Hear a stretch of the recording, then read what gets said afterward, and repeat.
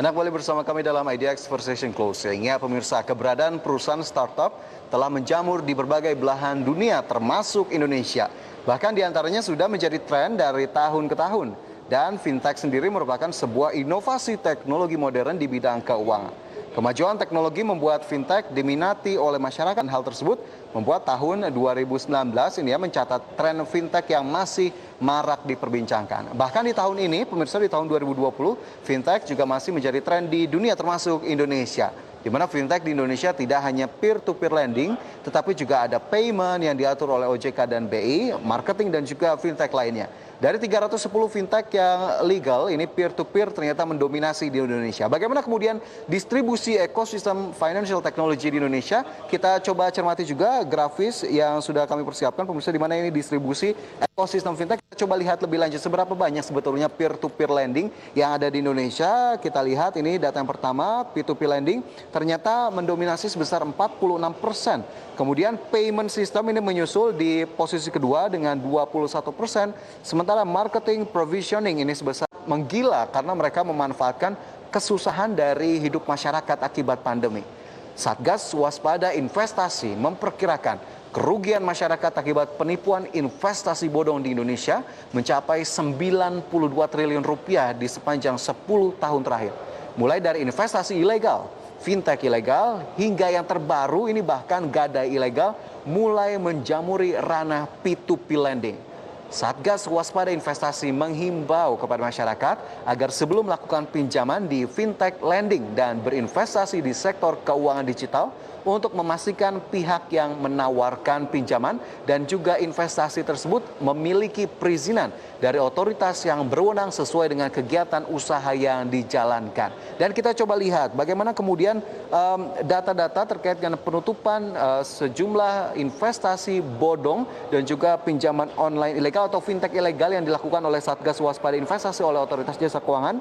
Pemirsa, kita lihat ini di tahun 2017, 80 investasi ilegal sudah ditutup. Sementara di tahun 2018, 108 investasi ilegal ditutup, kemudian 404 fintech ilegal juga diberhentikan secara operasional oleh Otoritas Jasa Keuangan.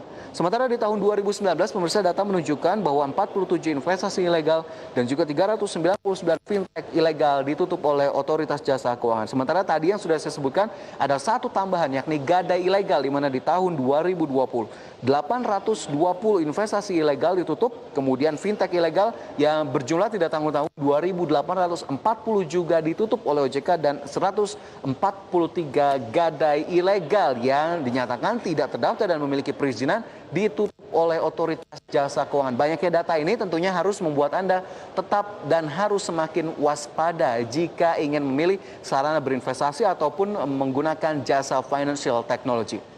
Ya, pemirsa, maraknya penyebaran fintech juga dimanfaatkan oleh para kaum kriminal yang tidak berizin dan tidak bertanggung jawab. Kasus investasi ilegal alias bodong di Indonesia masih sering terjadi. Masyarakat perlu diedukasi agar tidak salah pilih dalam melakukan investasi. Nilai kerugian masyarakat terus bertambah dari waktu ke waktu. Meskipun Satgas Waspada Investasi terus melakukan pencegahan dan penindakan. Kegiatan investasi ilegal ini sering memanfaatkan kelemahan masyarakat, di mana modus dan polanya akan terus berulang, hanya berganti nama dan tempat dari pelakunya. Setidaknya ada 5 kasus terbesar investasi bodong dengan jumlah korban mencapai ribuan orang dan kerugian mencapai triliunan rupiah. Kita simak datanya berikut ini, di mana beberapa kasus besar. Ada 5 kasus terbesar investasi palsu. Yang pertama, GCG Asia dengan jumlah korban mencapai 4.000, kemudian kerugian sebesar 4 triliun rupiah. Kemudian yang kedua, mungkin Anda menjadi salah satu dari pengguna jasa ini atau mungkin yang terseret, terjerat dari kasus investasi ilegal ini adalah Pandawa Group dengan jumlah korban mencapai 549.000 dengan kerugian mencapai 3,8 triliun rupiah. Kemudian yang ketiga ada Dream for Freedom dengan jumlah korban 700.000 dengan kerugian mencapai 3,5 triliun rupiah.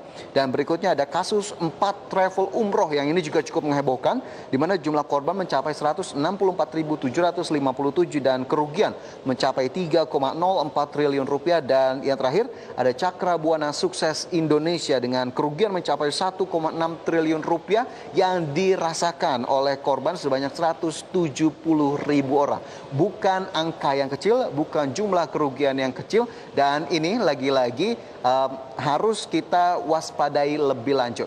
Sementara itu pemirsa, selama pandemi COVID-19 perkembangan semakin marak di mana kontribusi positif industri fintech dalam menjaga pertumbuhan ekonomi Indonesia, khususnya bagi pembayaran digital atau digital payment yang membantu masyarakat dan UMKM dalam melakukan transaksi selama PSBB dan pinjaman online yang terus memberikan akses finansial bagi UMKM dan peminjam individu.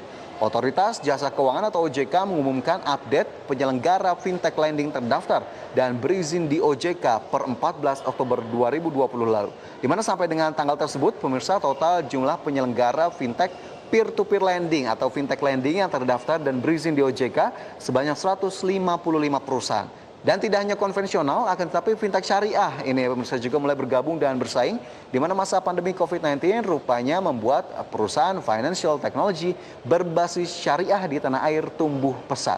Bahkan jumlah fintech syariah di Indonesia menjadi yang terbanyak di dunia, karena kita tahu Indonesia juga merupakan salah satu basis keuangan syariah di dunia. Dan kita lihat seberapa banyak sebetulnya perusahaan fintech lending 2020, di mana tadi 155 perusahaan memiliki izin begitu ya di OJK, terdaftar 122 perusahaan, kemudian berizin 33 perusahaan. Dan ini terbagi menjadi fintech konvensional begitu ya 145 perusahaan, dan juga fintech berbasis syariah sebanyak 12 perusahaan. Jadi kita tahu memang ekosistemnya cukup besar begitu ya dari fintech di Indonesia, meskipun lagi-lagi kami ingatkan risikonya selalu ada. Transaksi keuangan digital kita harus tetap bisa menjaga kerahasiaan data agar tidak mudah untuk dibobol oleh pihak manapun, termasuk oleh penyedia jasa fintechnya sendiri. Dan tetap berhati-hati, meskipun silakan saja untuk tetap menikmati jasa keuangan digital yang sudah disediakan oleh berbagai platform.